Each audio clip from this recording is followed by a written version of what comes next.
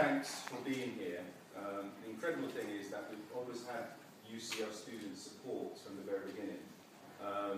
Michael, who's here, and Richard, and Hannah, and many others, from as early as this year, we've had involvement from UCL students. So first and foremost, I want to acknowledge that. That's important.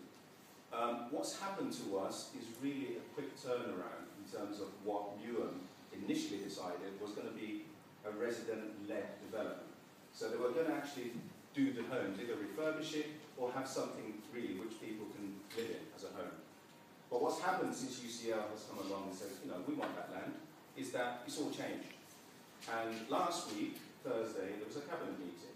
And that cabinet meeting, in essence, agreed for the proposal that UCL has about having a research and university site there. Now that's a problem. That's a big problem for us. Because as part of that process, none of the cabinet members acknowledged there was no consultation. UCL have failed to consult with residents. The evidence that came up as part of their so-called consultation was the door-knocking exercises, where the Newham Council officers have gone round and said, do you know UCL are coming here? And by the way, do you want to leave early? That's in essence what they call consultation. Right? Many people were against that, clearly. There isn't any consistent message going out to all residents, so what they're doing is individual approach. So there's no way of checking what's been told to Mr. Blair and Mr. somebody else, Nolan next door. It's all very different messages, there's no consistency. So we're against the proposal, and as Janice mentioned, it's not that we're against regeneration per se, and even the cabinet members were of the opinion that somehow we're resistant to change. We don't want change. That's not the case.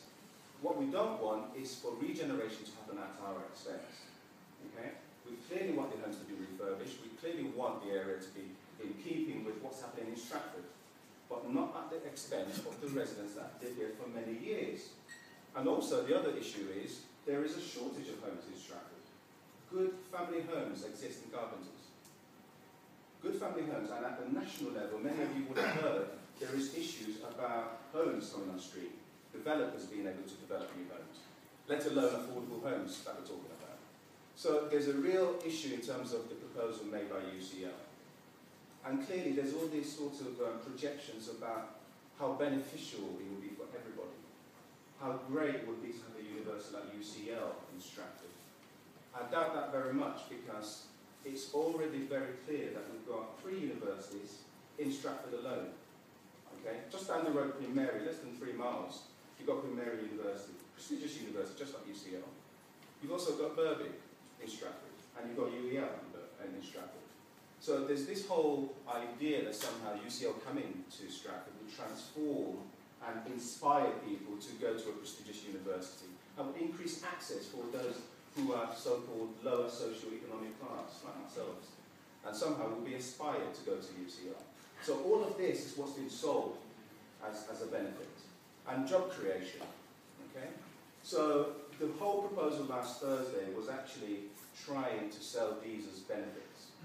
And Newham and UCL are quite keen to go ahead with this proposal. Okay? They're already looking at investors, they're already talking to different partners, they're already talking about how they'll galvanize the support around the proposal. Now, there are many issues really in terms of us going forward. Clearly, I think it's right that we look at alternative proposal to UCL. A proposal that honours homes.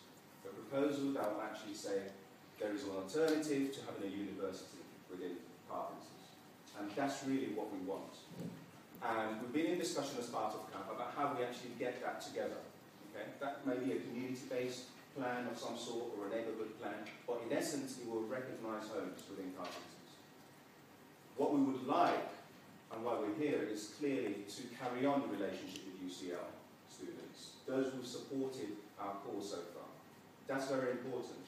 So whether it's in the capacity of research or assisting us in some other way, then we'll be grateful for that. And that's something we can discuss in more detail. But I think that is very crucial going forward. We would also look at things around fundraising activities, because clearly as CARP, it's just a group of residents, we take our time out to actually do this. You know, we've all got various work and commitments outside of CARP. So any input whatsoever from the students will be welcomed. Okay? Janice has touched on a lot of the history about what's going on in CARP, and I'm conscious of time as well, because I know I've got 5 minutes. So I want to leave it there for now, just to give you a quick overview. We do have a Facebook page. We also have a Twitter. And sometimes I tend to forget the link or the names of these things, because we're all involved in it at some stage. But clearly, we can forward that to all the people here. That's not a problem. If there's some kind of mailing list. Yeah? Great. But thank you for your time.